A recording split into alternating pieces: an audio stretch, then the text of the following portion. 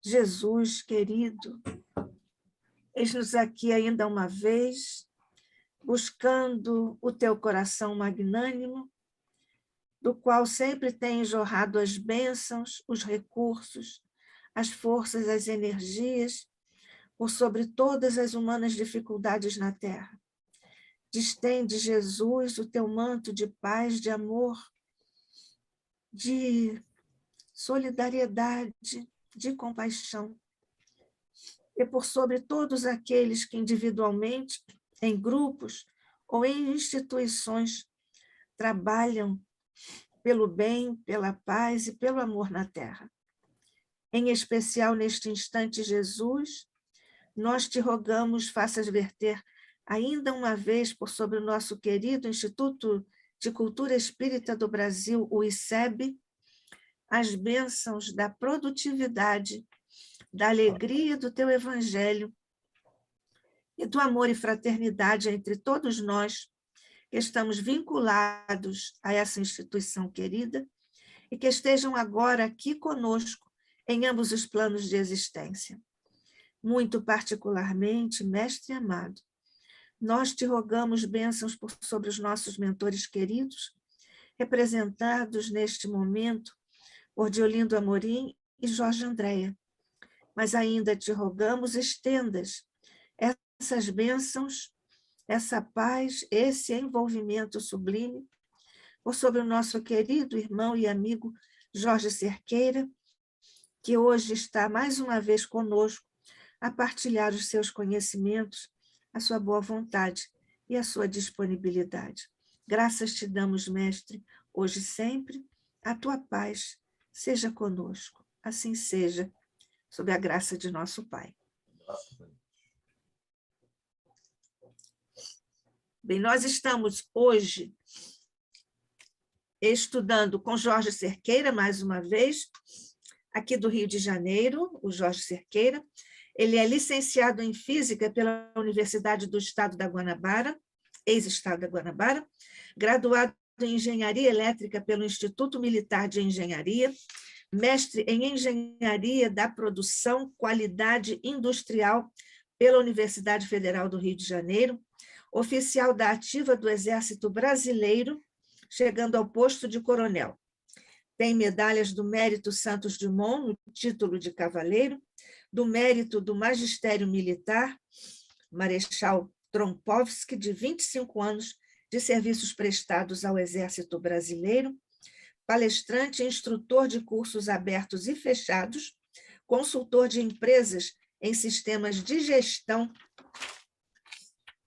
e da produtividade, de gestão, da produtividade e no Brasil e no exterior, foi diretor adjunto e diretor-presidente do Lar Fabiano de Cristo, membro do Conselho Deliberativo da Capemisa Social, tem 10 livros publicados, dentre obras técnicas e de autoajuda, e atualmente é presidente do Conselho Diretor da ACE, Associação de Solidariedade à Criança Excepcional, diretor-geral da FRACE, Faculdades Reunidas da ACE, e palestrante do ICEB, desde muito tempo, desde o século passado.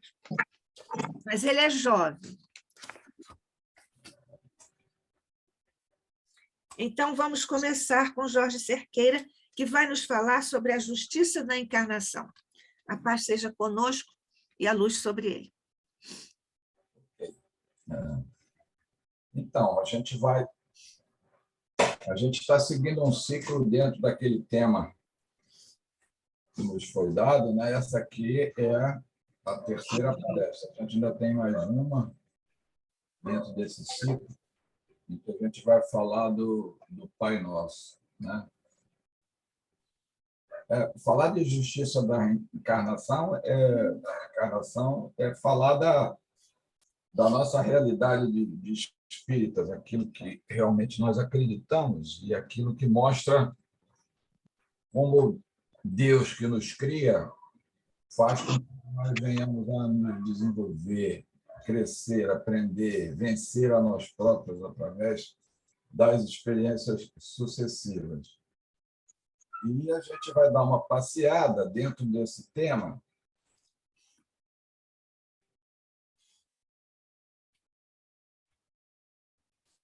em alguns assuntos. O primeiro, a gente vai falar um pouquinho de história. Como essa história aí de reencarnação, de ressurreição, não é? Como é que essa história aí surgiu? Não é? O que os antigos, antes de Cristo, falavam e depois de Cristo falavam? E por que essa visão da reencarnação que existia na antiguidade desapareceu ao longo do tempo? Vamos relembrar algumas coisas que a gente já fez aqui em outras apresentações sobre o evolucionismo segundo o Espiritismo. Discute muito evolucionismo e discute muito aquela situação de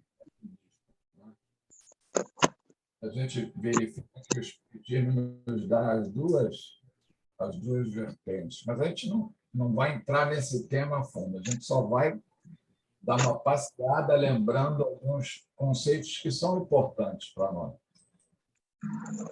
Vamos falar um pouquinho. Essa justiça nos traz o progresso que a gente deseja, na lógica da pluralidade das existências e os nossos compromissos reencarnatórios. É mais ou menos vai ser esse passeio que nós vamos dar hoje, ao longo desse tema. Então, começando com um pouquinho de história,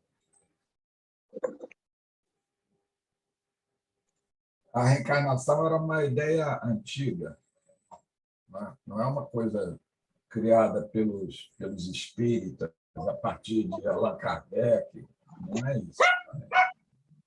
Era uma ideia antiga. Não é? E existe um papiro egípcio de 3.000 anos antes de Cristo, e nesse papiro estava escrito assim: antes de nascer, a criança já viveu e a morte não é o fim.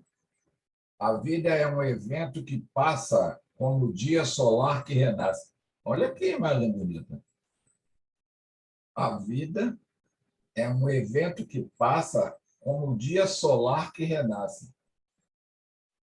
É como se a gente dorme, acorda, um novo dia surge, aí a gente, né, volta à noite, né? Depois no dia seguinte, outro dia solar. Essa comparação está lá nesse papiro. E, portanto, a vida é sucessiva, assim como o Sol nasce sucessivamente um dia após o outro. Outro mais recente, denominado papiro Anana, já é de 1.320 anos antes de Cristo, diz assim: o homem retorna à vida várias vezes, mas não se recorda de suas pretéritas existências, exceto algumas vezes em sonho. No fim, todas essas vidas seriam reveladas. Então, isso é história, isso está lá gravado, registrado. Na Grécia clássica, o Pitágoras, né, que viveu entre 580 e 496 anos antes de Cristo, já divulgava o reencarnacionismo. No diálogo Fedon, Platão cita Sócrates e diz assim: é certo que há um retorno à vida, que os vivos nascem dos mortos. Essa mesma certeza que nós falamos aí em cima consta da maioria das religiões antigas, do hinduísmo, do budismo, do budismo e assim por diante.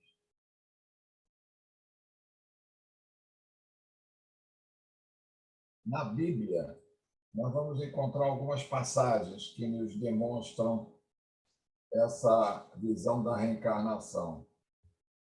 No Antigo Testamento, Jeremias, no capítulo 1, versículo de 4 a 5, ele colocou assim: foi-me dirigida a palavra do Senhor nestes termos. Antes que eu te formasse no ventre de tua mãe, te conheci. Deus está dizendo que conheceu o Jeremias antes de ele entrar no ventre da mãe dele. E antes que tu saísses do seu seio, te santifiquei e te estabeleci profeta entre as nações. No Novo Testamento, né, existe aquela passagem que Jesus diz assim: digo-vos, porém, que Elias já veio e não o reconheceram. Né? Então, os discípulos compreenderam que Cristo lhes tinha falado de João Batista. Isso aí está no Evangelho de Mateus, capítulo 17, versículo de 12 e 13. E ainda, a gente vai encontrar lá na Bíblia, não pode ver o reino de Deus senão aquele que nascer de novo. Né? Aquele que não nascer de novo. Né? Esse que não nasce de novo não pode ver o reino de Deus. Acho que está faltando um não aqui nessa frase. Mas é Jesus, no Evangelho de João, capítulo 3, versículo 3. Aqui Jesus está dizendo assim: não entra no reino de Deus aquele que não nascer de novo. Né? Está faltando um não mesmo nessa frase.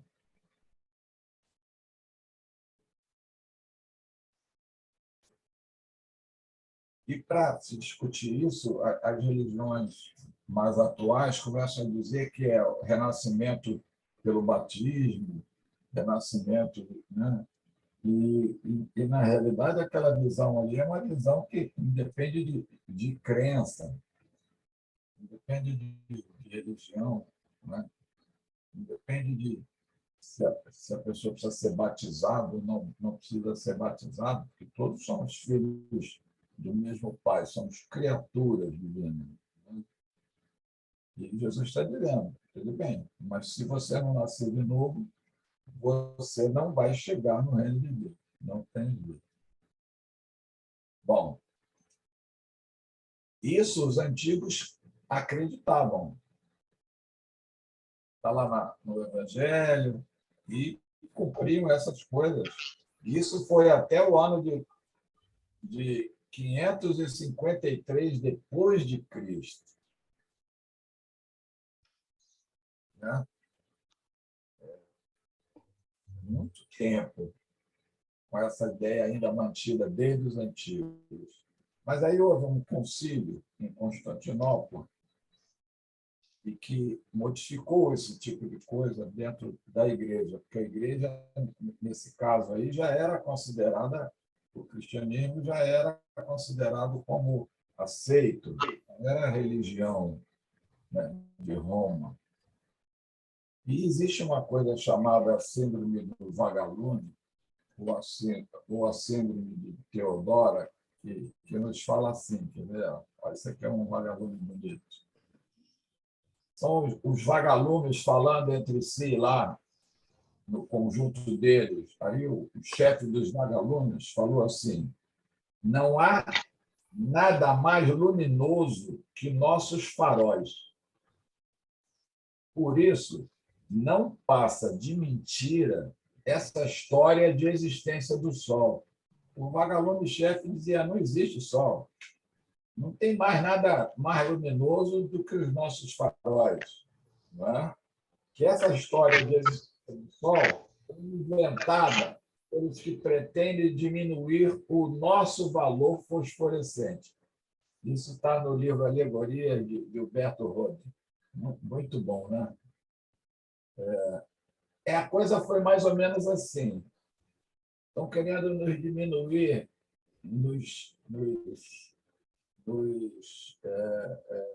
tirar o nosso valor. Então, estão dizendo que tem um tal de sol aí, esse sol não existe. O que a história nos mostra? Até meados ali do século VI, até o ano de 553 depois de Cristo, onde foi o segundo Concílio de Constantinopla, o cristianismo aceitava a reencarnação como fato incontestável, norteador dos princípios da justiça divina. Mas nesse Concílio de Constantinopla, em decisão política para atender exigências do Império Bizantino, resolveu abolir tal convicção. É o vagalume lá dizendo que é tudo mentira. É fake. Agora, na palavra atual, seria fake. Esse negócio de reencarnação é fake. Né? Então, resolveu abolir tal convicção, substituindo-a pela ressurreição, que contraria todos os princípios da ciência. Porque é a ressurreição da carne. Como assim? Contraria a ciência, isso. Não é nem uma questão de acreditar, é que realmente contraria a ciência, porque a matéria se decompõe. Teodora, que era a esposa do imperador Justiniano, temia retornar ao mundo na pele de uma escrava negra, pressionando o Papa Virgílio, que politicamente subiu ao poder por intervenção de um general que era amigo de Teodora, o general Belisário. Então, ela convenceu o general a convencer o Papa a tirar esse negócio de reencarnação, porque ela, como rainha, né, esposa do imperador, não aceitava reencarnar na forma de uma escrava. Então, que isso tinha que ser tirado dali. Ou seja, é como o avestruz, enfia a cabeça na terra, né? Para não ver a realidade. Enfia a cabeça na terra. Ela enfiou a cabeça na terra. Só, tirando isso da religião, está resolvido o problema. Ela não vai mais reencarnar, né?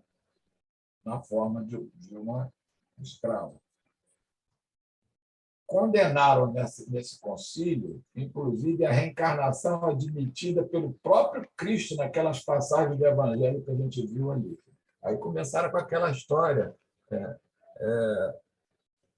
vai renascer pelo batismo, coisas desse tipo. Modificaram os conceitos que vinham desde a antiguidade. Esse fenômeno aí é chamado de síndrome de Teodora, ou síndrome do vagalume. Né? Interessante isso.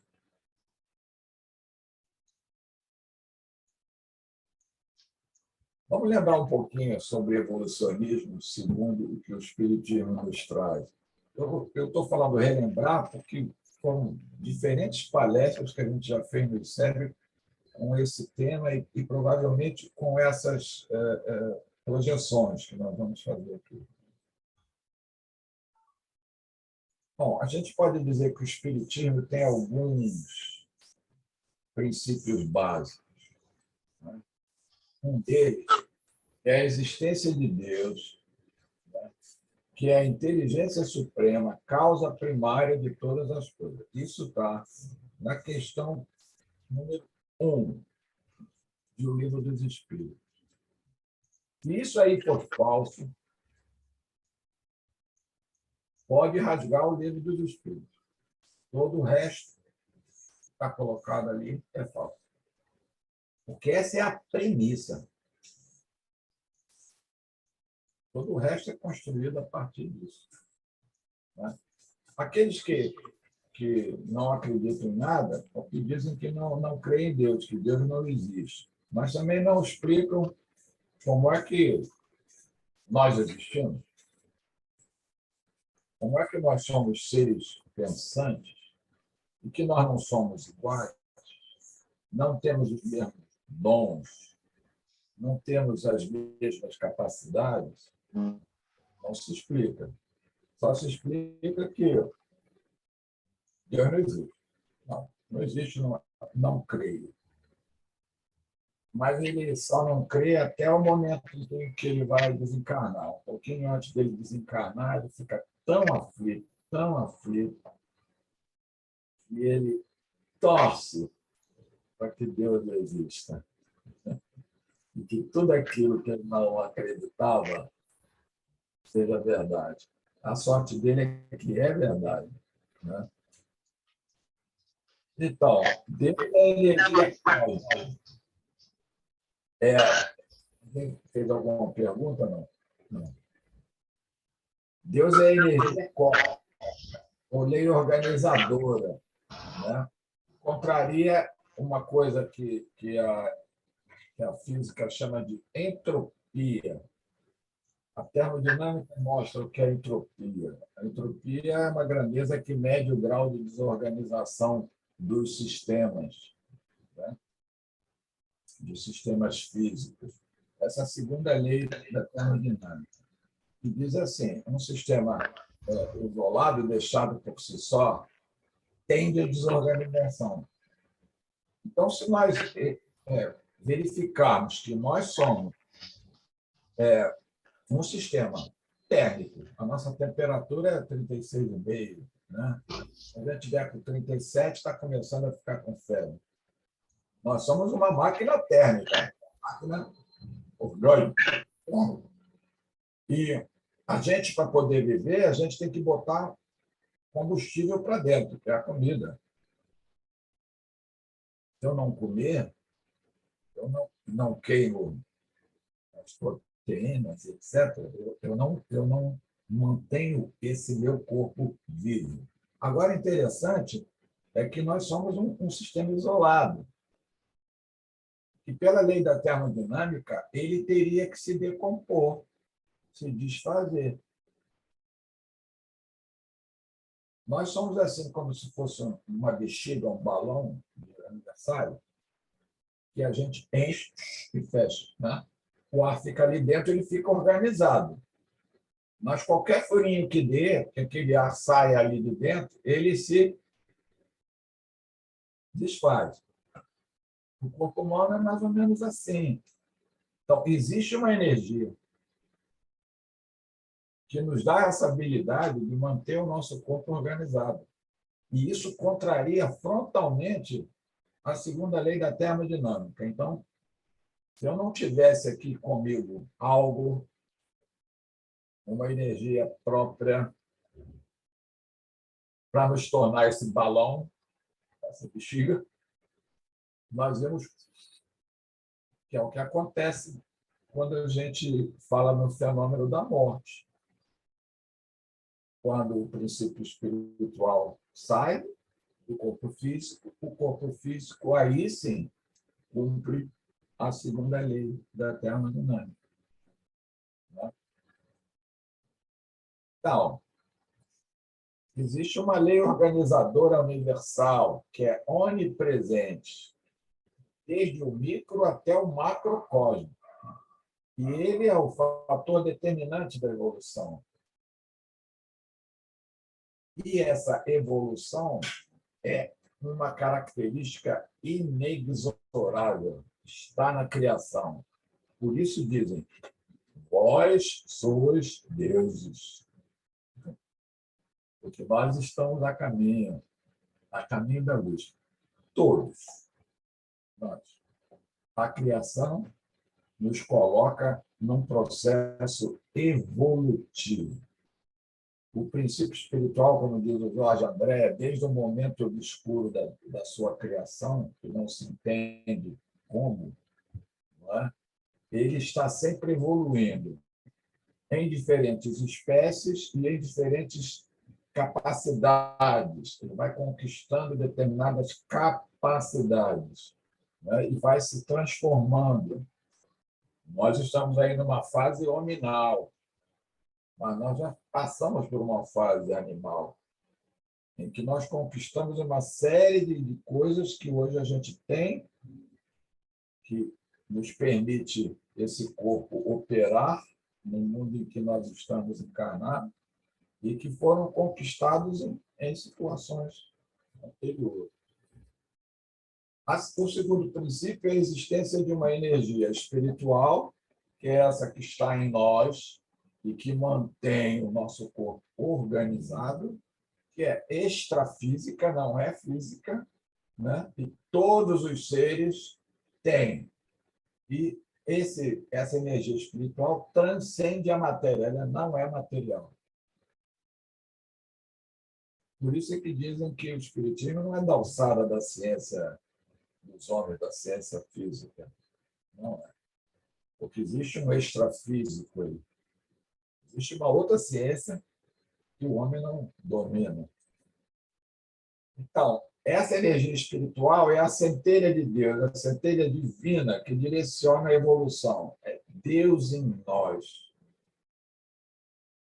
É considerada assim a célula espiritual, a mônada espiritual, o princípio espiritual. O outro princípio básico do espiritismo é o que a gente chama de reencarnação, mas cujo nome técnico é palingênese. Essa palingênese é a nossa evolução infinda. Estamos sempre evoluindo. O Pietro Baldi, no livro Princípios de uma Nova Ética, nos coloca as seguintes situações. A evolução se dá por transformações lentas e graduais. A primeira evolução que a gente vê é das espécies, por transformação, que ele chama de filogênese. E se dá assim, as experiências saem de um nível denominado consciente e vai para um outro chamado subconsciente. Qualquer nível de evolução traz armazenado em si o fruto das experiências anteriores. Eu vou tentar especificar melhor isso aqui. Nós somos seres pensantes. Esse pensamento está no nosso consciente. Mas existe um arquivo, como se fosse um HD, né, de computador, em que tudo o que nós fizemos, aprendemos e evoluímos está lá. E essa evolução, ela vem do nosso consciente, do nosso pensamento, das formas, pensamento, das coisas que nós estamos criando. E depois que aquilo é utilizado, incorporado, aquilo interioriza para o subconsciente. É como se fosse assim, armazena aí no HD. Aquilo vai sendo armazenado. E o consciente continua trabalhando e conquistando situações novas. E vai conquistando e armazenando no subconsciente. Eu chamo isso de matriz instintiva. Isso eu não li em lugar nenhum, não. Eu chamo isso mesmo de matriz instintiva. E quando nós fomos criados, simples e ignorantes, nós só tínhamos o repositório das nossas situações anteriores enquanto animais. Quando nós nos tornamos hominais, a primeira encarnação na espécie humana, nós só trouxemos instinto. Está tudo lá no nosso HD. Era um HD original. E nós vamos experimentando as coisas e vamos colocando coisas. E a virtude que a gente adquire, ela se torna instinto no futuro. As espécies mais evoluídas que habitam mundos mais evoluídos, nós, quando conquistarmos a condição de irmos para um mundo mais evoluído, nós vamos nascer lá trazendo um instinto diferente daquele que nós, quando assumimos a função animal, trouxemos, que nós trouxemos da fase animal. Mas, por exemplo, as virtudes da bondade, né? De vencer o egoísmo, essas coisas serão instintivas, porque serão virtudes incorporadas ao espírito. Portanto, uma capacidade conquistada por esse ser espiritual. É isso que o Pietro Baldi está dizendo. Na evolução das espécies, as coisas vão sempre descendo do consciente para o subconsciente e vão sendo armazenadas no subconsciente. E já existem experiências que te permitem mergulhar no subconsciente, retirar de lá todo um histórico de vidas anteriores. Paralelamente a uma série de formas sucessivas, corre uma série de existências sucessivas, onde o aprendizado das diversas experiências se consolida. A evolução orgânica, isso é, morfológica, que se chama ontogênese, que significa do ovo ao organismo mais complexo, representa a manifestação exterior da evolução do princípio espiritual. E esta implica a necessidade de nascer de novo, de reencarnação, de palingênese, de novas experiências, ciclos.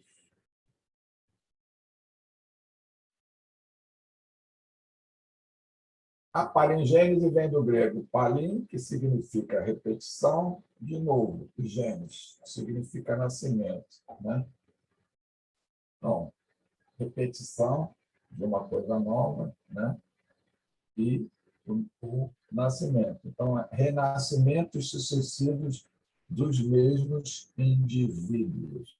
Isso é palingênese. Eu costumo dizer assim, para não falar para pessoas que são descrentes de reencarnação, que elas levam para o aspecto religioso, a gente falar o aspecto técnico. Não, isso é o princípio da palingênese, não é? Ficou mais fácil? A gente vai discutir cientificamente. Por meio dos ciclos de interação entre o princípio espiritual, que é aquela energia, e a matéria organizada, que o princípio espiritual mantém organizado, contrariando a lei da termodinâmica, se dá em dois níveis. Então, é assim, onde é que se dá a evolução espiritual? Onde é que o espírito evolui? Na matéria. E onde é que a matéria evolui? No espírito. Por isso é que é necessário nascer de novo. Olha que coisa fantástica esse evolucionismo na visão do espiritismo. Né? Olha só, vou fazer um desenhozinho aqui. Como se dá a evolução espiritual? Na matéria organizada.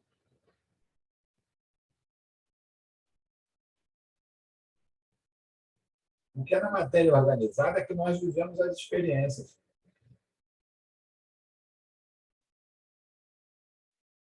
Nos relacionamos, vivemos a experiência, estudamos, ampliamos o nosso conhecimento, adquirimos virtudes pelo erro e pelo acerto, né? Pelas consequências, pela lei de causa e efeito, pelas consequências das nossas escolhas.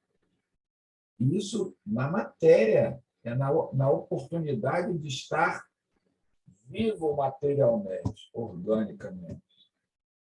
Né? Então, as características que a gente vai adquirindo pela luta e pela sobrevivência no meio material, o corpo que enfrenta essas experiências estimulam o desenvolvimento espiritual, que conquista novas aptidões e habilidades, virtudes, adquire novas condições. Eu ia tentar botar aqui que eu recebi um menino de 5 anos tocando peças de de música clássica, 5 anos, sentado na frente do piano, e, assim, num concerto, 5 aninhos.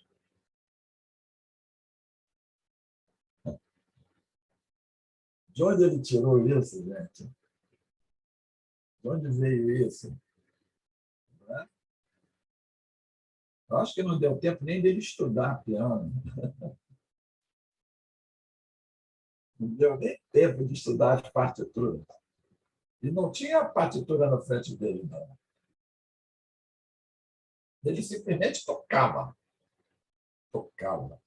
Né? Bom, aí ó, a gente adquiriu, conquistou algumas características, a gente desencarna,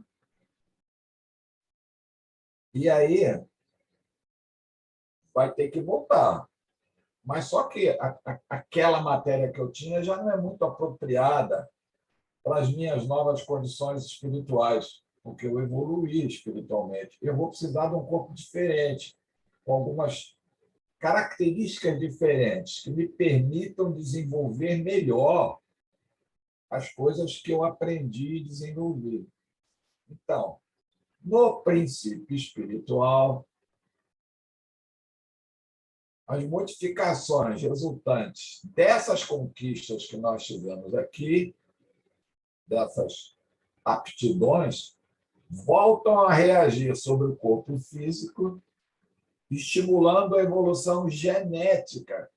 Se mexe na genética, no DNA, para atender às necessidades do campo energético organizador do corpo, que é o princípio espiritual. A genética é modificada. E vejo como a genética é modificada até em casos expiatórios. A necessidade de se aprender alguma coisa em função dessas experiências. Se essas experiências foram para o mal, muitas vezes a gente vai ter que superar aquilo. E o nosso corpo vem totalmente transformado muitas vezes, deficiente. Não é? Então, a coisa é uma relação entre dois mundos, entre duas situações. Interessante, né? Se eu, para evoluir, eu só consigo evoluir na matéria, e a matéria tem uma duração limitada, eu tenho que nascer de novo. Não só para colocar as características que eu adquiri numa nova situação que me permita dar mais um salto evolutivo, como também para poder corrigir determinadas coisas que nós não fizemos de maneira muito adequada. Por isso, Jesus disse, em verdade vos digo, que não entrará no reino dos céus aquele que não nascer de.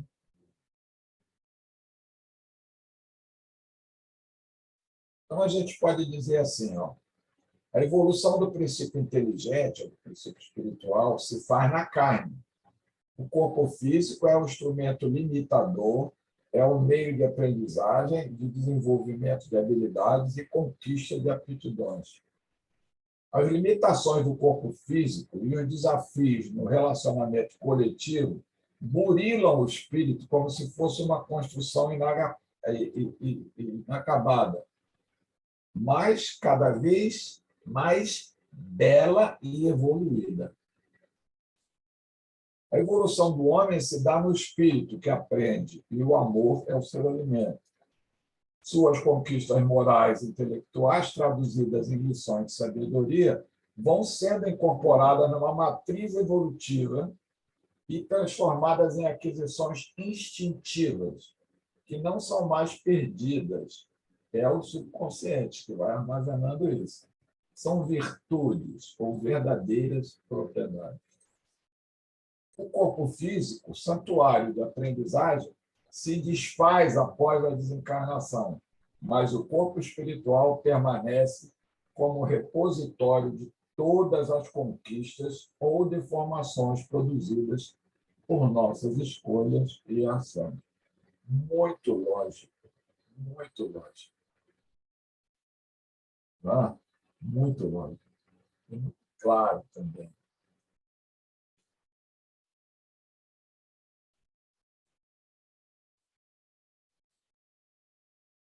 Vamos falar, então, do dogma da reencarnação. Eu vi uma discussão, uma vez, entre companheiros espíritas, no ICEB, que diziam que o espiritismo não tem teologia, não tem não sei o quê, não tem dogma, não tem, como se dogma fosse uma coisa ruim, assim, né? O dogma é uma crença. Mas existem duas formas da gente crer, né? Crer usando o raciocínio e crer sem usar o raciocínio. São dogmas. Um é um dogma fechado, né? O outro é um dogma aberto. O próprio Kardec dizia: se a ciência amanhã demonstrar que tudo isso que nós estamos dizendo aqui não é exatamente assim, nós temos a obrigação de modificar a forma de pensar. Dogma, no campo filosófico, é uma crença ou uma doutrina imposta e não admite contestação. No campo religioso, é uma verdade divina, revelada e acatada pelos fiéis. Né? O dogma da reencarnação é diferente dos dogmas das teologias ou das religiões tradicionais. No Espiritismo, a reencarnação é uma verdade primordialmente aceita pela razão, como princípio básico do qual decorrem outros princípios. É a palingênese. É uma fé racional. Já na teologia, é uma verdade imposta como crença cega aos adeptos de uma religião. Tem que ser aceita, quer seja compatível ou não com a razão. É uma fé irracional. Tem que ser aceita. Né? E não pode ser discutida. É porque é. E se não fosse, teria que ser. É. Essa é a diferença. Eu já mostrei isso aqui algumas vezes, mas eu penso nessa evolução que é inexorável. Assim, nós temos o nosso Criador, que é Deus, inteligência suprema, causa de tudo que existe. Nós temos a alma, que é uma energia espiritual, uma centelha divina encarnada, que vai controlar um corpo, é uma alma, e temos um progresso e uma evolução, que essa alma é submetida, dentro daquele jeito que nós mostramos. O espírito evolui na matéria, a matéria evolui no espírito. Então, Deus nos proporciona a alma e a alma está em progresso e em evolução contínua. De que forma? Deus coloca aqui uma lei natural, que pode ser traduzida como a lei de justiça, amor e caridade, né? Ama a Deus sobre todas as coisas e ama o próximo como a si mesmo, que são dois mandamentos similares. Essa lei natural é submetida à alma, que tem que cumprir essa lei para que possa realmente galgar os níveis mais elevados da nossa existência, para que haja evolução. A alma, ela tem livre-arbítrio, escolhe caminhos, é submetida a uma lei universal chamada causa e efeito. Todo efeito tem uma causa, ação e reação. passa por provas e expiações em consequência dessas escolhas, desse livre-arbítrio, e aprende, adquire, incorpora virtudes, habilidades e progride. Esse progresso nos torna homens de bem e nos leva à pureza de coração. E os puros de coração verão a Deus. Por enquanto, a gente não só sabe que isso aqui é uma inteligência suprema, é causa. Mas os puros de coração entenderão. Só cremos.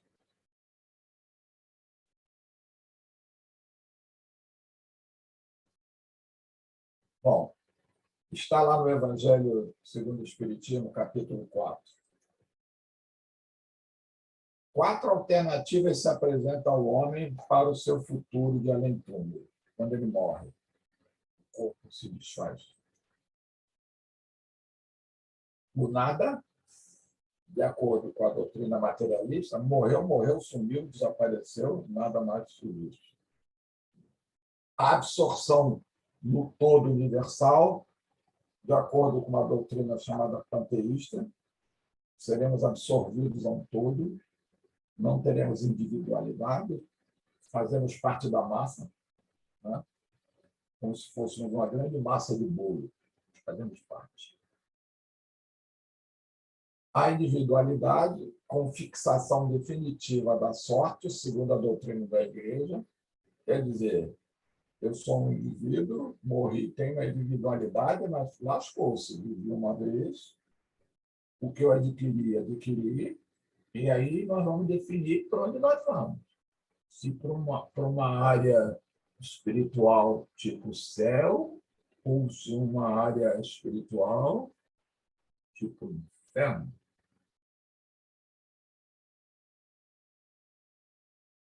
Não tem segunda chance. Então, ou a individualidade como progressão indefinida.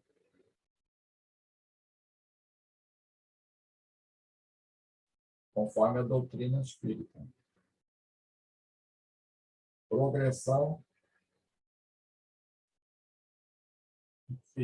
infinita.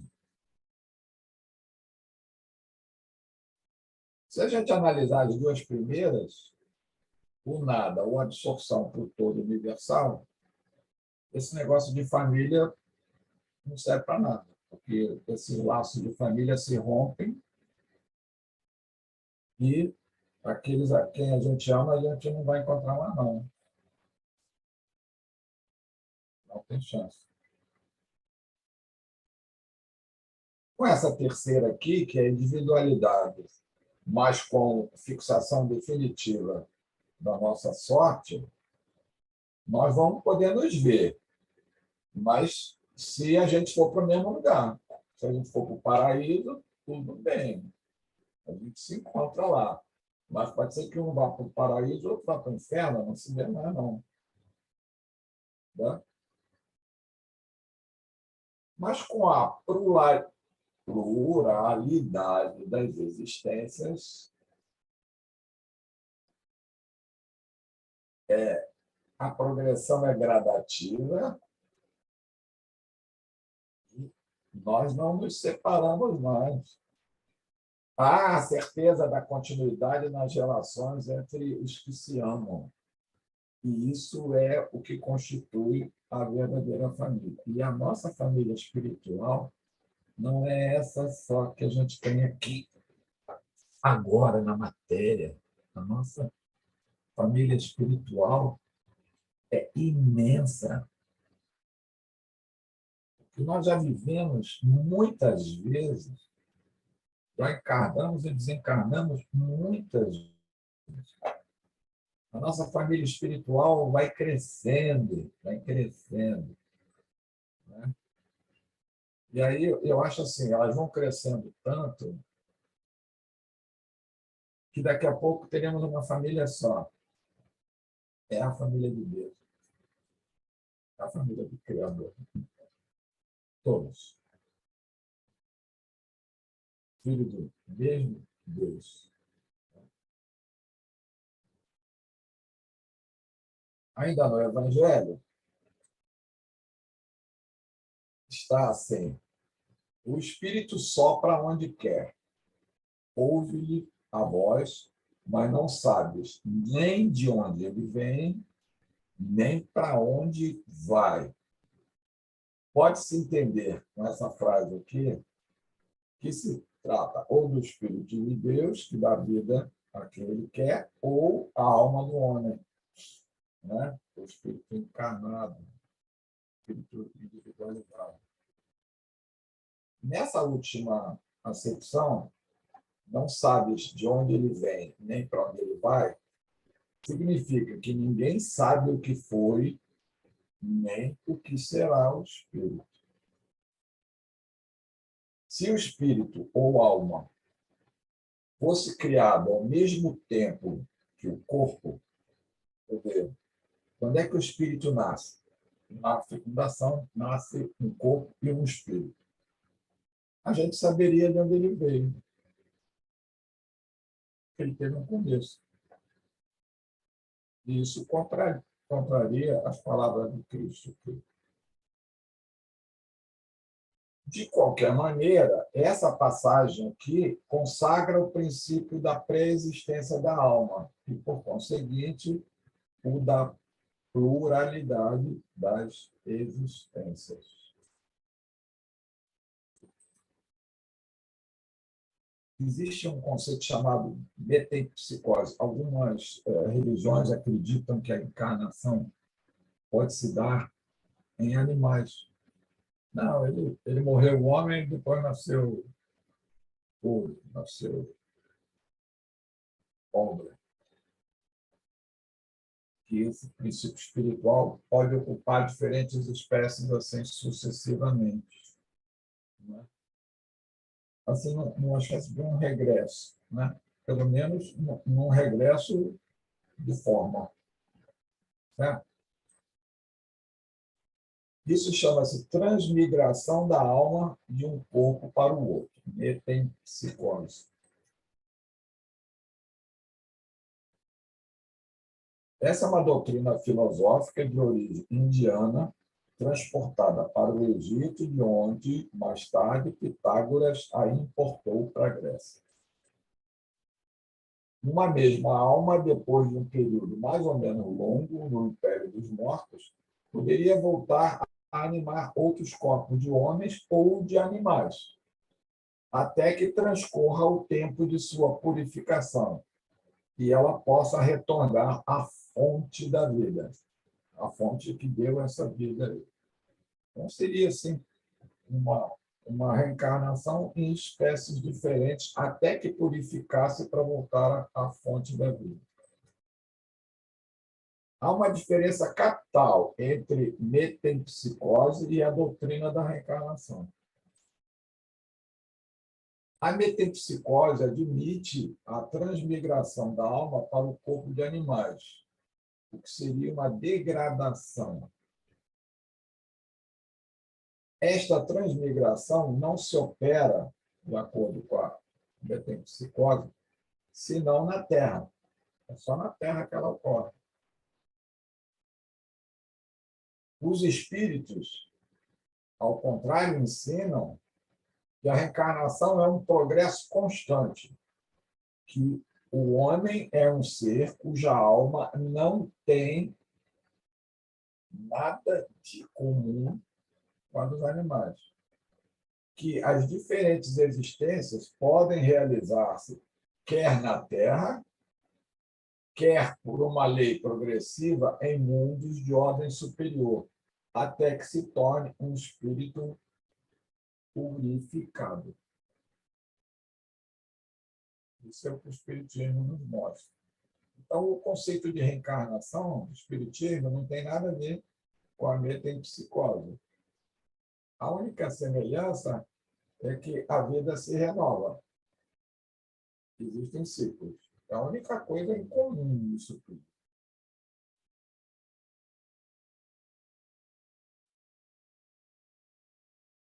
O Kardec, dentro daquele espírito lógico, para mostrar essas coisas para nós, ele faz algumas questões fundamentais e depois responde para mostrar os conceitos que ele coloca. Então, tem duas perguntas iniciais. Que ele, é assim, a alma nasce com o corpo ou já existia antes?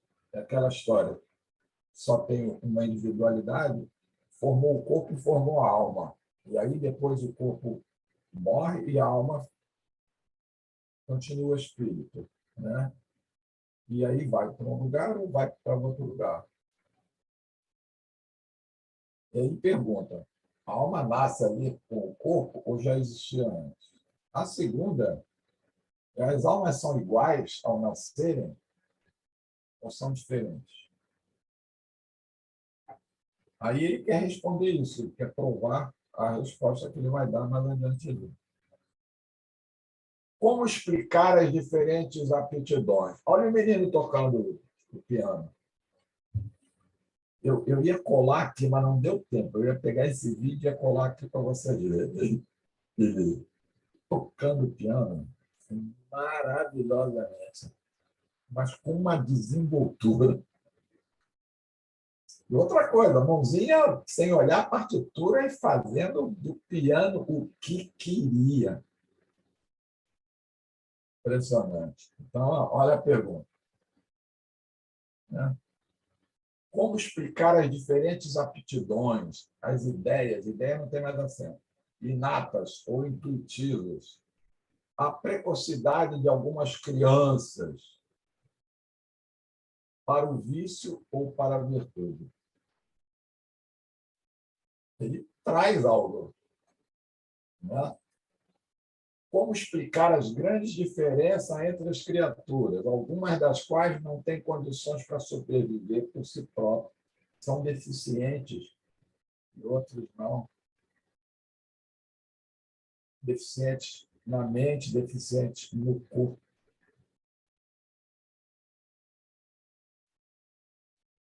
Se estas coisas fazem parte da estrutura do corpo, seríamos apenas uma máquina orgânica, joguete da matéria. Onde ficaria a nossa responsabilidade?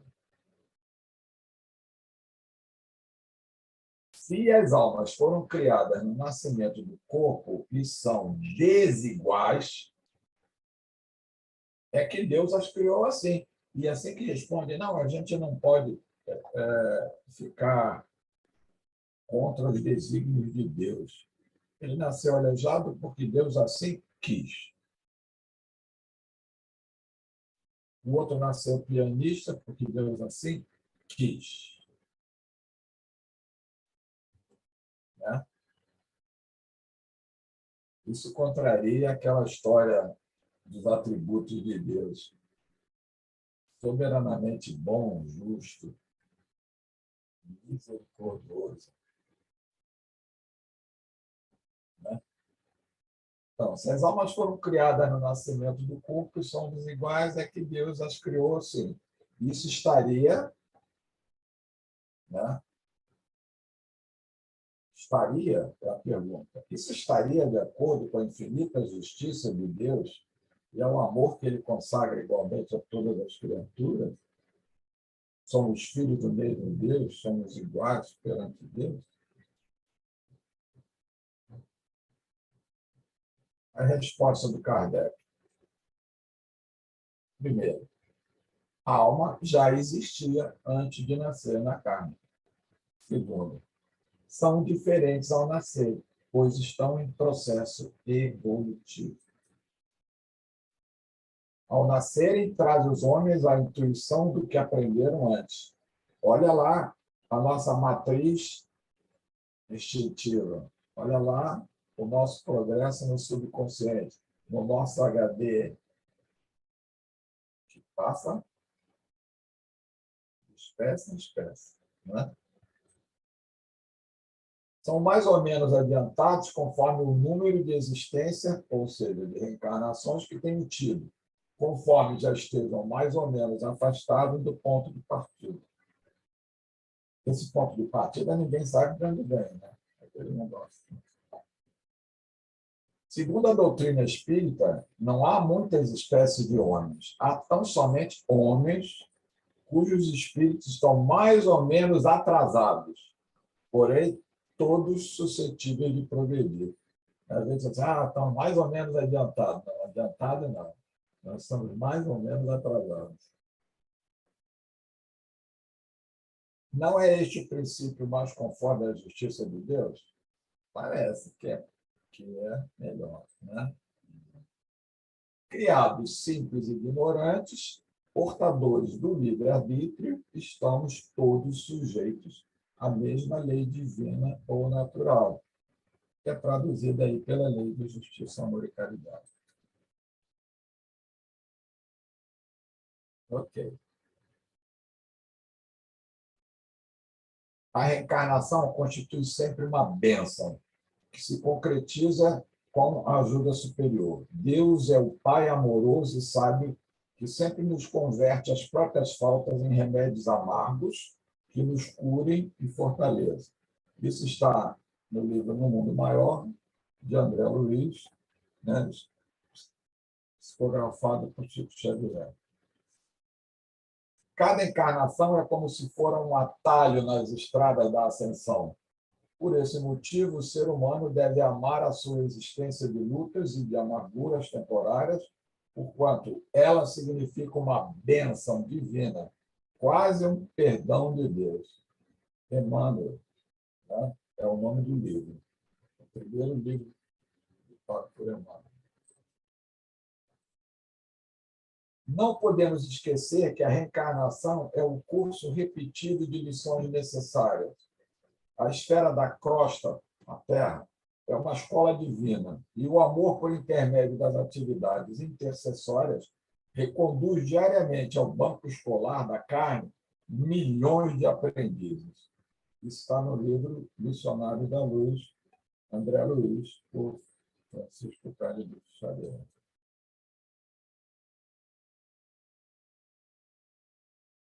Então, a gente pode pensar a reencarnação através de uma figurinha aqui, porque existe uma coisa chamada revolução, existe uma coisa chamada evolução. São diferentes, né? As conquistas do ser se dão em processo contínuo na medida em que ele avança, iluminando seu espírito como se fosse uma construção interminável, nunca acabada, adquirindo cada vez mais beleza e harmonia com a criação. Então, a coisa funciona assim, ó, uma revolução, duas, três, quatro, cinco, seis, e aí o que isso aqui vai dar? Vejam que eu saí de baixo, fui girando ciclos e ciclos e fui subindo. De revolução em revolução, eis que surge a evolução.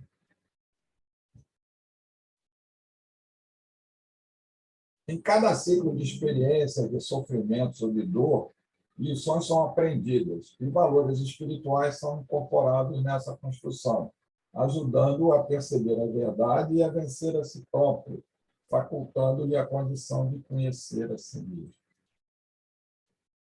Como um guia de luz, o Espiritismo, o Consolador prometido, permite que seus sinceros adeptos, permite a seus sinceros adeptos as forças necessárias para a sua transformação moral, ajudando-o a domar suas más inclinações, heranças de seus estágios primitivos. Olha a frase do André Luiz, que maravilha. A reencarnação é o meio. A educação divina é o fim.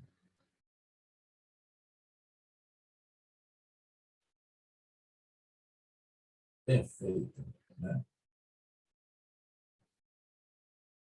A reencarnação é o meio. A educação divina é o fim.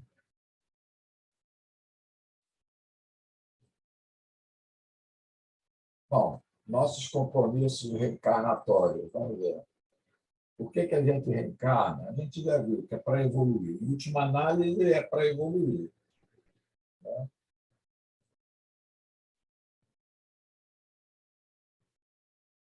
A Terra é um mundo de expiação e provas. Os espíritos aí encarnados têm que lutar ao mesmo tempo com a perversidade dos homens e com a inclemência da natureza. Duplo e árduo trabalho que simultaneamente desenvolve as qualidades do coração e as da inteligência. É assim que Deus, em sua bondade, faz com que o próprio castigo redunde em proveito do progresso do espírito. Existe uma Santo Agostinho, no Evangelho segundo o Espiritismo, capítulo 3º, item 15. Sabe que toda a ciência ela foi criada porque o homem queria domar a natureza, dominar a natureza? Toda a ciência foi desenvolvida por isso. Né? O homem queria dominar a natureza, ele ainda não conseguiu. Aí ele vai pesquisando, vai ajeitando, vai desenvolvendo princípios e vai construindo, e olha o progresso acontecendo aí com uma forma assim, rápida, não é? Porque é uma forma rápida. Se nós olharmos aí, que o Homo sapiens tem aí 40 mil anos, né? Que surgiu lá na última idade do gelo, e que as primeiras civilizações nasceram há 6 mil anos antes de Cristo, 6 mil anos diante de 40 mil anos em que o Homo sapiens apareceu na Terra, né? É nada. E olha a diferença entre a ciência da época do Cristo para hoje, que tem 2 mil anos. Que é nada. Não tem nada em relação à idade da Terra, tudo que a gente tem. Olha como se evolui. É porque o homem quer dominar a natureza. É isso que está dizendo aqui. Né? Eles lutam contra essas coisas e como essas coisas incomodam, eles querem dominar essas coisas. E aí desenvolvem ciência, tecnologia, desenvolvem, crescem. A expiação serve sempre de prova, mas nem sempre a prova é uma expiação. Provas e expiações, todavia, são sempre sinais de relativa inferioridade, porquanto o que é perfeito não precisa ser provado. Ainda no Evangelho segundo o Espiritismo, capítulo 5, item 9.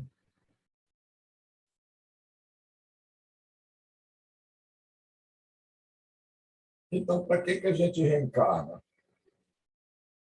Eliseu Reguanati, na obra Espiritismo Aplicado, resume em 3 as finalidades da reencarnação, mas que não são excludentes entre si. Vocês vão ver que a gente fala de uma coisa, quando fala da outra, tem a ver com a primeira. Elas não se excluem. Na realidade, a reencarnação é necessária para que haja evolução. Ponto. Ele aqui didaticamente separou. Então, a reencarnação é para aprendizado. A Terra é uma verdadeira escola. Então, a gente vem para aprender, para desenvolver virtudes, para aprender a cumprir a lei de Deus.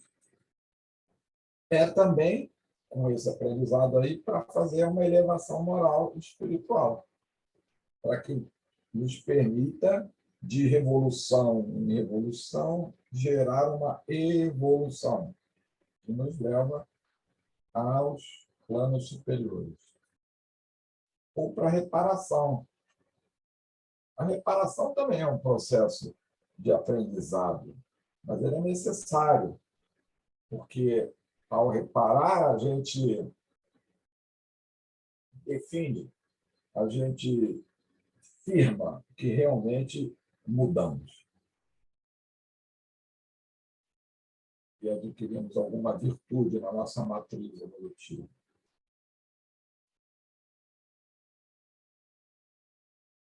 Existem alguns pesquisadores, essa parece antiga, então eu só tenho aqui o Ian Stevenson,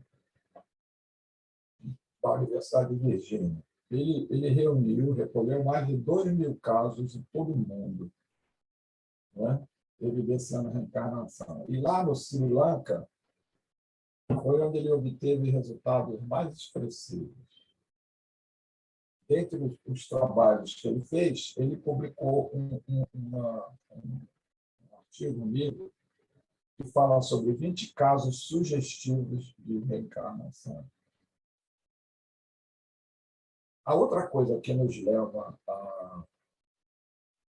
à comprovação de que nós temos um arquivo com todo o nosso histórico anterior, de outras vidas, é a terapia de vivências passadas. Por que está escrito aí vivências passadas? Porque isso aí não foi escrito por espírita, isso aí foi escrito por um cientista. E ele não quer entrar nesse negócio de religioso, né? Então, ele fala, são vivências passadas, e não vidas passadas. Então, a terapia de vivências passadas, porque se um terapeuta vai fazer uma terapia dessa aí, o cara fala assim, não, você não vai fazer, vai olhar as minhas reencarnações, não, a reencarnação é coisa de espírito. Então, o terapeuta fala de vivências passadas. Está bem, né? A gente pode aceitar isso como uma coisa boa. A terapia de vivências passadas faz com que as pessoas se deparem com experiências anteriores que antecederam o nascimento da carne. Isso é total. E é terapia mesmo, porque se vai à fonte dos problemas atuais, que já estão lá, nos incomodando hoje. E quando a gente reverte isso, entende isso, a gente supera e domina aquilo que está nos incomodando. Nos cura. É uma permissão de olhar para trás. Deixa a gente olhar lá atrás, para a gente entender o hoje. Porque a gente sabe que tem o esquecimento do passado. O esquecimento do passado é necessário para que a gente tenha uma vida de desenvolvimento, senão seria um inferno nessa vida. Né? Mas essa terapia, Deus permite que você dá uma olhadinha ali, tira aquilo, aprende aqui e volta. Porque, em geral, com finalidades terapêuticas. Bom, então, gente, nós estamos num caminho de misericórdia e justiça. A justiça de Deus é inexorável. Não existe privilégios da lei de Deus. Mas existe uma misericórdia infinita.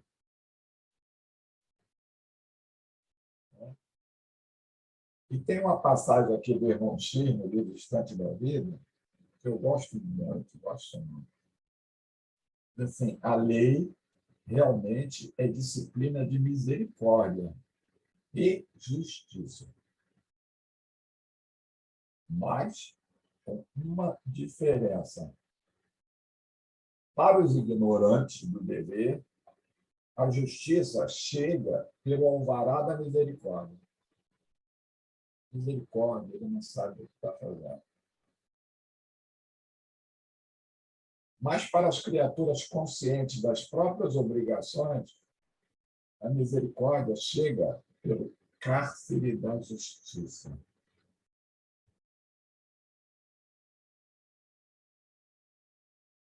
Muito será cobrado a quem muito se deu. E existe aqui uma bem-aventurança que reúne todas essas coisas. Assim, bem-aventurados os que têm fome e sede de justiça, porque serão fartos. Seremos fartos, porque nós estamos mergulhados na lei de justiça, amor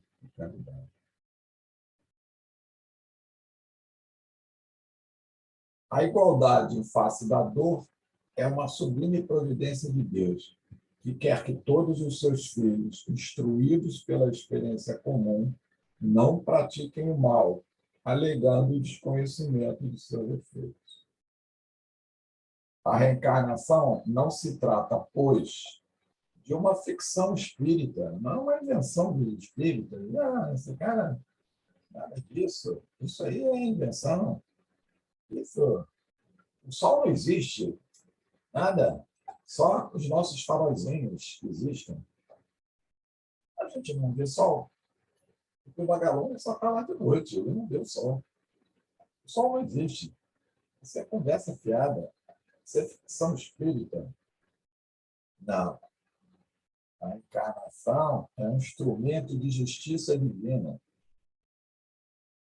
Por isso, a reencarnação é uma justiça, a justiça da reencarnação. Né?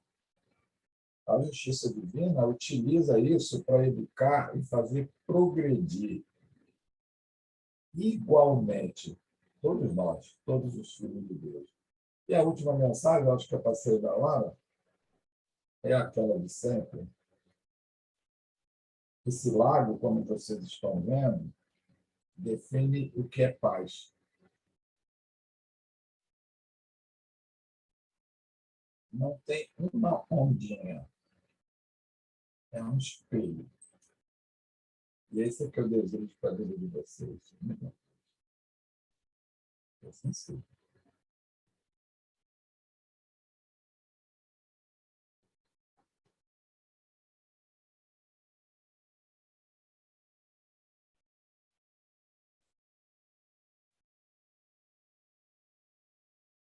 Então, deixa eu botar meu... Você está sem som, Nádia. Liga teu som. Estava. Eu estava dizendo que aquela sua ilustração do lago também nos serve para o que está em cima e está embaixo, que é uma questão lá de trimegistro e tudo mais, né? Que também tem a ver com a reencarnação, com todo esse ciclo. Então, a sua ilustração também é polissêmica. Então, Maria da Graça chegou, Gracinha, tudo bem? Tudo bom, das graças. Das graças. Bom, então vamos lá. O Paulo tem, o Cerqueira, o Paulo tem duas questões aqui. Vamos lá, Paulo. Vamos às suas questões. Prezado Jorge Cerqueira, creio que é princípio básico do Espiritismo a assertiva de que nós somos espíritos, que no momento nos manifestamos na matéria por várias causas. Creio também que nós, muitas vezes, vivenciamos centrados na matéria, nessa vida atual. Isso tem como consequência o medo da morte física que temos. Qual a sua opinião? Obrigado. O Paulo pergunta a minha opinião sobre uma coisa que está muito clara nas palavras dele.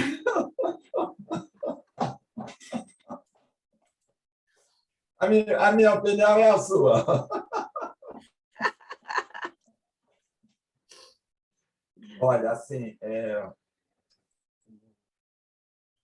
a gente não tem noção de que nós somos espíritos. Então, a gente vive, pensa e a matéria, ela sente dor, né? A gente corta o dedo, sente dor, sai sangue, né? Tem dor de cabeça. Aí a gente sabe que a morte é aquilo que se desfaz, a gente não sabe a dor que a gente vai sentir. Então, esse princípio é uma lei, é a lei da sobrevivência. É uma das leis naturais. É um desdobramento da lei natural. Está lá nas leis morais. Existe a necessidade de nós nos mantermos. É exatamente essa lei que nos impede de nos suicidarmos. Não tire a sua vida. Né? Nós temos que passar aquele ciclo dentro da energia espiritual que a gente recebeu para pilotar essa máquina humana. Então, todos têm medo de morrer. Não existe esse que não tem. Todos têm. Isso é um princípio natural. Pode ser que a gente tenha menos. Pode ser que a gente já tenha consciência e tenha certeza de que nós vamos sair num plano espiritual totalmente diferente. Não vamos ficar prisioneiros das nossas coisas. O espírita que desenvolve isso bem, ele desencarna bem, mesmo que ele desencarne cinzentinho. Porque nós não somos melhores do que ninguém, não somos iluminados. A gente pode desencarnar todo escurinho, assim, cinzentinho, mas desencarna com a noção de que desencarnou, que é um espírito na boa, sem medo. Né? Jesus disse, né? Não tenham medo, vençam o medo, para tudo, vençam o medo. Ele está mostrando a nossa natureza. Né? Esse medo aí, dessa saída, existe também na entrada, né? Você sabe disso, né? Quando se prepara a encarnação, existe uma reduçãozinha, né? Porque a gente tem um corpo espiritual aí que a gente carrega, que não é totalmente espiritual, ele é semimaterial, né? Nosso perispírito, que é um formato, que eu posso, pela minha mente, mudar os aspectos. Ele é maleável. E ele tem que ser maleado ao ponto de poder ocupar um zigoto. E fazer esse zigoto abrir aquele DNA todinho multiplicando. E o espírito formando o corpo é um negócio, uma célula, uma. Ela se desdobra em duas iguais ou em duas específicas. Específica é assim, ela se desdobra numa célula de olho ou outra célula de fígado, que são diferentes, né?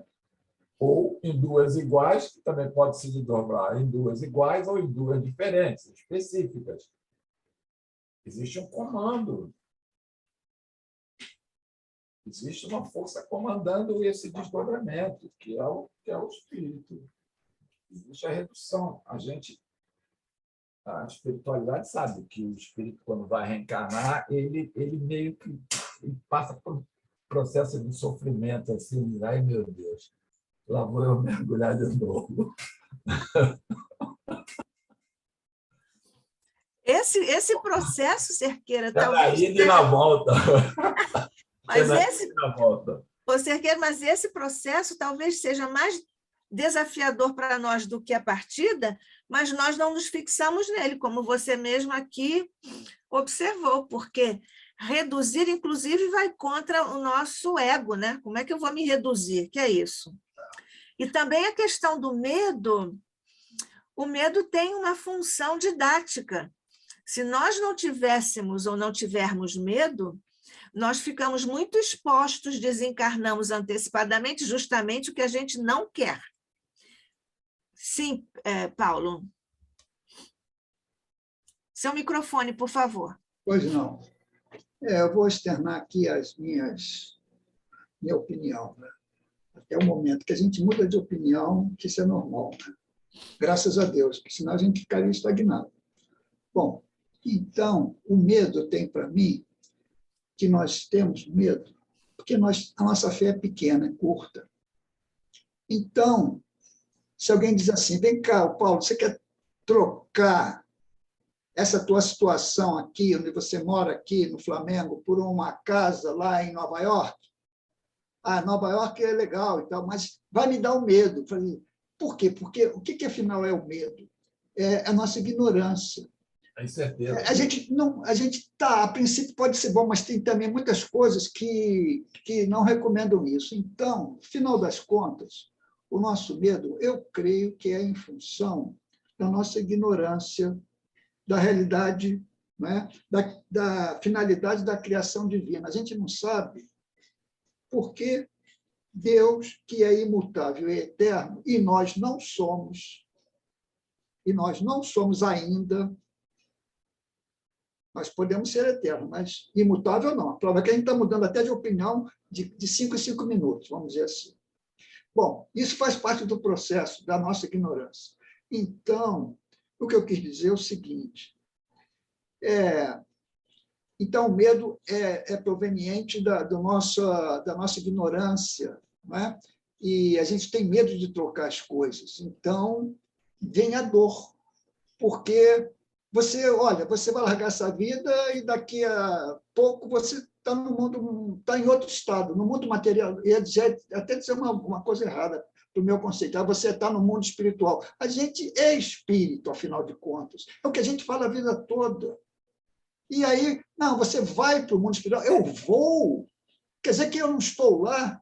Não, eu sou espírito. Aí a gente tem que acertar o nosso entendimento. Isso aí sou eu pensando, para mim mesmo. Então, eu sou um espírito, afinal de contas. Nós todos somos espíritos. Pode ser imperfeitos na visão, né? Porque aí é outra consideração, imperfeito. Porque nós não somos perfeitos, perfeito só Deus é. Então, nós somos imperfeitos, para mim. Mas nós estamos melhorando. Justamente, a nossa encarnação é o processo de nós nos melhorarmos gradativamente. Exatamente. Exatamente. Né? Então, é isso. Então, é que eu falei. Agora, outra coisa. Mas eu não sou esse senhor aqui de 77 anos, de cabelo branco, não é? Que nasceu pequenininho, 2,8 kg, parece. Uma célula, agora, o Cerqueira acabou de dizer. Mas eu não sou isso. Aí é que está. Esse é o meu corpo que é isso. Eu estou me irradiando, quer dizer, o meu espírito, ele se irradia na matéria, porque precisa. Aí é outro considerando, porque a nossa evolução, os nossos conhecimentos vão se processando a partir dessa vida, dessa vivência, vamos assim dizer. Paulo? Desculpa, então. Não, o Paulo, é porque quando você diz que nós não somos o corpo, como almas na definição de Kardec, o corpo faz parte de nós enquanto encarnados. Em essência, é que nós somos espíritos. Sim, mas não, você falou, nós somos espíritos, ponto. É aí que a gente tem que ficar. Desculpa. Tá, nós nos irradiamos, vamos dizer assim. Tá então, bom. nós não somos esse corpo. Até porque, por isso que a gente morre. Aí dá um tilt. Mas como assim? Vai chegar um dia que eu vou morrer? Vou lá, a gente vai no cemitério, aí o corpo acaba daí a 2 anos, vira pozinho, e eu vou virar pozinho? Que negócio é esse? É exatamente, senhor, porque você não é aquilo. Aí é que tem que botar. A gente não é aquele corpo. A gente está irradiado nele. Aí, olha, isso faz uma mudança fundamental. Certo? É verdade. É a mesma coisa. Olha, porque, veja só, a gente atualmente chega de noite, ninguém tem medo da noite, do escuro. Por quê? As pessoas normais, alguns até têm, coitado, com problemas mentais, têm medo da noite. Não estou falando isso, mas normalmente nós não temos medo da noite. Por quê? Porque a gente tem a certeza que daí a pouco, daí a 6 horas no mínimo, o sol vai renascer, o dia vai renascer. Então, a certeza que o sol vai renascer, você não tem medo da noite, você dorme tranquilo. Agora, exatamente, então por que alguém diz assim, ou porque alguém diz, não, você vai pensar assim, daqui a pouco eu vou morrer. A gente já fala uma palavra morrer, que é o fim da picada, né? Vai morrer, você vai acabar. Mas a gente, como espírito, sabe que não acaba. Mas mesmo assim, meu Deus do céu, e minha mulher, e meu filho, e meu apartamento, e meu isso, está vendo? A gente, tudo material. E meu dinheiro, minha situação, e meu isso, minha mulher, meu filho, não sei o quê. Cara, então a gente, desculpe falar, nós somos muito centrados na matéria. Tudo isso é matéria que eu estou falando, meu dinheiro, minha mulher, certo? Então, mas a gente está nisso, não pode também negar, dizer, isso tudo é bobagem. Não estou dizendo isso. Paulo, podemos ir para a sua outra pergunta? Podemos, desculpa. Acabamos de ouvir o depoimento do filósofo Paulo de Filipe. Obrigado. Então, vamos lá. O homem, diz o Paulo de Filipe para você, Cerqueira, o homem queria e quer dominar a natureza. É uma maneira de poder, de domínio, não de amor. Assim, nós nos limitamos, certo? Certo. E é isso que eu falei. Desceu pelo goto aqui. Tá? Tem uma aguinha, você não tem uma aguinha aí perto? Não precisa, não. Desceu pelo goto. A evolução da ciência ela se faz pela necessidade que o homem tem de dominar a natureza. Dominar. Ele quer ter o domínio sobre a natureza. Né? Repare que esses filmes de ficção que a gente vê aí, o cara faz, joga raio, faz eu não sei o quê. Ele domina a natureza, ele cria a natureza, ele domina. Isso é um sonho, mas todo mundo quer botar a mão assim, levantar os corpos, fazer não sei, quer dominar a natureza. E aí ele vai pesquisando e faz, por exemplo, como é que luz, aí energia, né? Energia elétrica, que essas coisas vão surgindo. Aí o cara quer assim, iluminar, fazer lâmpada, ó. Eu quero dominar a escuridão, não quero escuridão, eu quero tudo claro. Aí, luz. Né? Agora, eles querem dominar o espaço, né? Então, já vão de um planeta para outro planeta. Mas tem umas leis físicas aí que perturbam isso, mas ele sente necessidade de ter esse domínio. E é esse domínio que estimula ele a pesquisar esse tipo de coisa.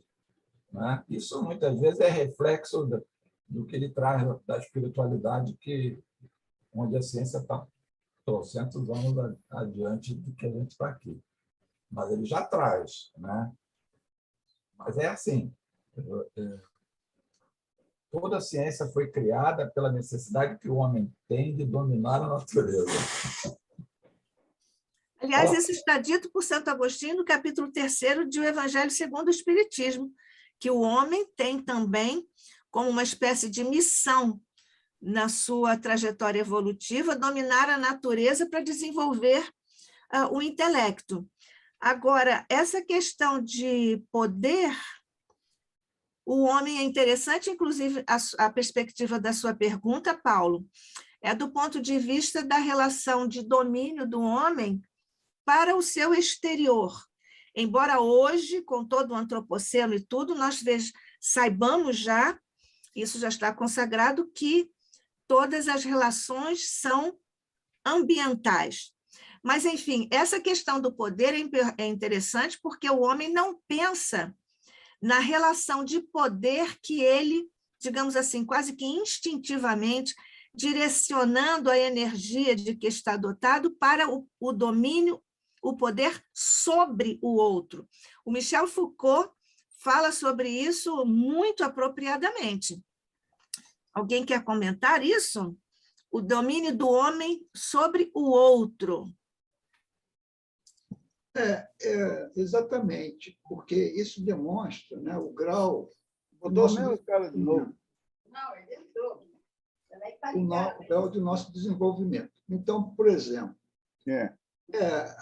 o homem quer dominar o outro pela força. Nós somos ainda muito pouco evoluídos. É isso. Mas isso faz parte do processo. Parece assim, o cara só vê o lado negativo da questão, de certa forma, mas é para ser visto também. Então, o que a gente vê no mundo atual? O homem descobriu a pólvora. Aí, no início, é bonito, um espetáculo pirotécnico de noite, mas daqui a pouco alguém teve a ideia de dizer, olha, a gente vai fazer uma arma. Que beleza, né? Aí a gente domina os adversários. Daqui a pouco fizeram um canhão. Não é? Quer dizer, você vê que as coisas E é o domínio nosso ainda, é pela força do homem. Haja vista a nossa situação atual, que não preciso falar, não é? De hoje, hein? Do que acontece lá em certos shoppings, lá não sei aonde, a guerra não sei aonde, e guerra é uma coisa recorrente. Sim, Paulo, essa é uma instância que nós podemos chamar de ética da fera, né? Nós, lamentavelmente, estamos vendo isso no mundo, não só na atualidade, mas no curso dos tempos. Sempre houve isso. A guerra, né, é uma coisa recorrente, vamos dizer. Mas o meu raciocínio é o seguinte... Rapidamente, que eu quero repassar para o Cerqueira uma questão, por favor. Então, é isso. Eu acho que nós, pelo menos nós espíritas, que professamos que nós somos espíritos, nós devemos ser centrados na vida mais espiritual. Não estou dizendo abandonar a vida material, não, de jeito nenhum. Mas é direcionar a vida material para a vida espiritual. Aí você não vai ter medo da morte, porque a morte é como você dormir de noite, que você sabe que no dia seguinte você vai acordar às 6 horas da manhã, às 7 horas da manhã, com o sol resplandecente, maravilhoso. Você não vai ficar na escuridão. Então, você tem a certeza, tem a fé, que a fé é a certeza, em última instância, né? Que aquilo vai acontecer. Agora, se você não tem a certeza que no dia seguinte vai ter o sol, você entra num pânico danado. Você vai ficar que nem barata tonta, procurando uma saída para aquela situação. É por aí. Ok. Ô, Cerqueira, do ponto de vista da reencarnação, no planejamento das encarnações, tal como está descrito as minudências lá em Missionários da Luz, aquele capítulo em que o nosso querido André Luiz descreve os passos todos do planejamento de encarnação, inclusive do Segismundo, etc. Quando se planejam as reencarnações, do ponto de vista dessa necessidade, só para juntar as coisas, do poder ou do delírio de poder que tem a criatura humana sobre o outro, como é que você vê os mecanismos da reencarnação para que isso vá sendo trabalhado na acústica das almas? Eu penso assim.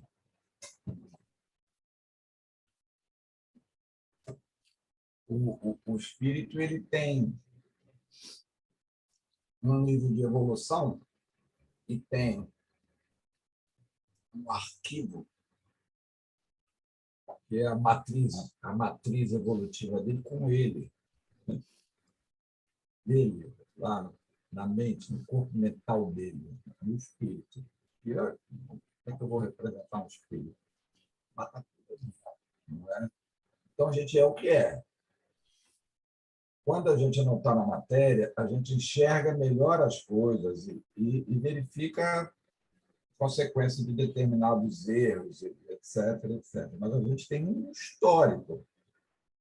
Esse histórico é um histórico evolutivo. Eu tenho que reencarnar porque eu tenho que continuar evoluindo. Então, eu tenho um monte de coisas aqui para consertar. Olha, uma dessas coisas é essa necessidade que a gente tem de poder. Busca o poder. É uma das falhas que a gente ainda carrega. Mesmo que ele seja, por exemplo, um trabalhador das colônias espirituais, seja uma pessoa caridosa, etc., etc., dedicada, etc., ele traz as deficiências dele, intrínsecas, são dele ainda, até que ele consiga superar aquilo. Quando ele cai na matéria, aí é que ele vai verificar qual foi o nível da evolução dele. Se ele já conseguiu superar ou não superar determinadas coisas que ele ainda tem. Por isso, ele tem que nascer de novo. Entendeu? Sim. Então, todas essas deficiências que a gente tem, né? O medo faz parte do nosso instinto, ele é natural. Mas Jesus diz, não tenha. Né? Jesus nos convida a vencer o medo. Agora, como a gente vai vencer, eu não sei. Você quer... pelo nível de incerteza, foi o que o Paulo falou. A gente, a vida ela é incerta. A gente não tem certeza de que algo vai acontecer do jeito que a gente quer. Vou mudar para Nova York, mas legal, vou para um apartamentão, primeiro mundo. Mas aí o medo bate. É incerteza. E que princípio, Cerqueira, que princípio subjaz ao planejamento de encarnações de espíritos com, digamos assim, uma grande avidez de domínio sobre o outro e o planejamento de a encarnação de um espírito em que ele vai ser testado, por exemplo, na avidez do domínio sobre os outros coletivamente? Que princípio subjaz a isso? Essas duas situações, digamos, no... Olha, a gente adquire habilidades. Você aprende habilidades. Então, existem aqueles caras que são persuasivos, eles têm essa habilidade, é deles, aquilo é deles. Agora, essa habilidade ela teria que ser usada no sentido do amor, não é isso? E nem sempre se usa isso no sentido do amor. Ele pode reencarnar, errar de novo, deixar que a ilusão ainda, né, volte e ele repita os erros que ele cometeu. Mas chega um dia em que ele supera isso, e ele vai passar a usar essa habilidade de movimentação das massas para o bem.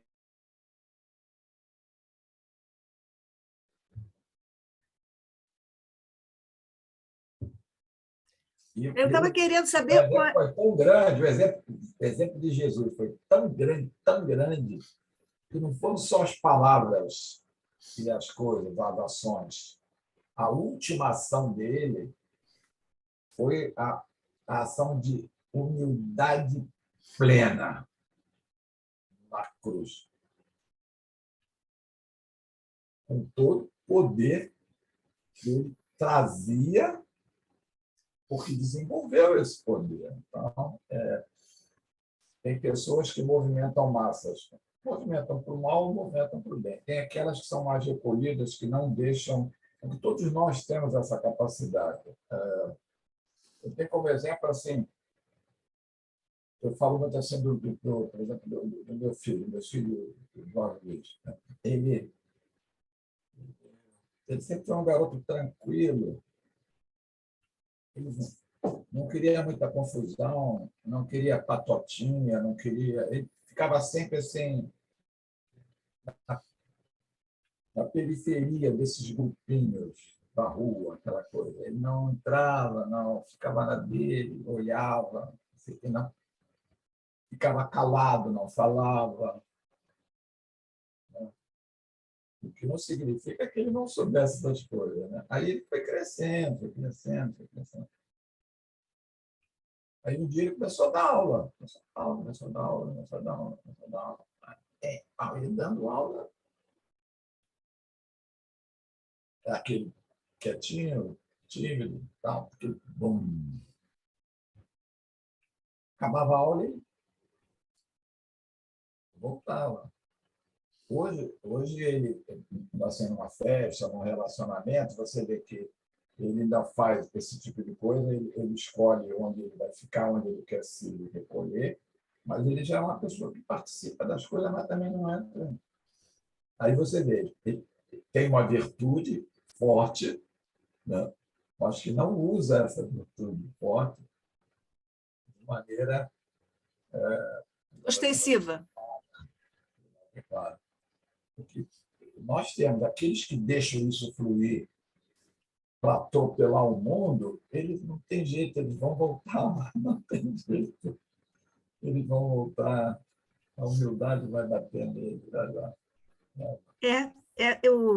Os espíritos nos dizem que o poder é um dos maiores desafios para o ser humano, né? Nós sabemos disso.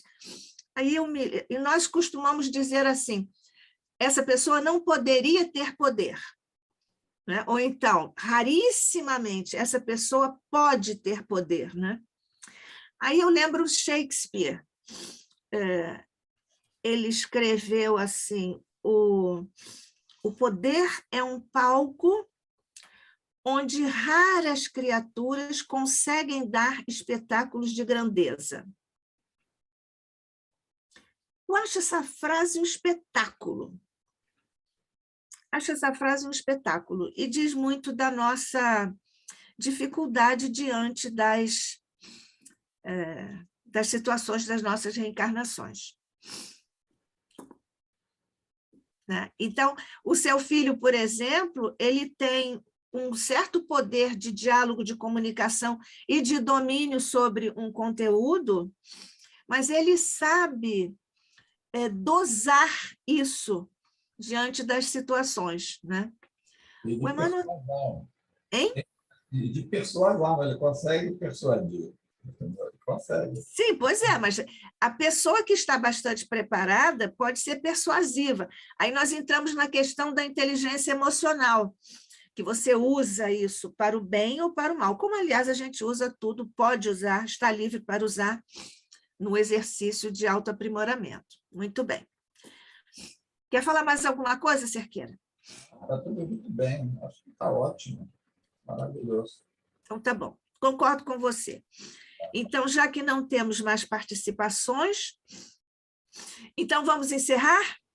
Vamos, na paz de Deus, na alegria do Evangelho do Cristo, que nós escolhemos seguir, nós, mestre querido, nos reportamos agora ao teu coração para agradecer-te a bênção com que tens pavimentado as nossas existências pelos caminhos ao longo dos tempos, especialmente hoje, com a tua bênção de fraternidade, de esclarecimento, de fraternidade aqui institucional e entre nós. Que a tua paz permaneça conosco, abençoando o ICEB, todas as instituições, quaisquer que sejam as suas denominações, que trabalham na paz e no bem, todas as criaturas que em ambos os planos de existência fazem o mesmo, recebam neste instante a tua bênção, a tua paz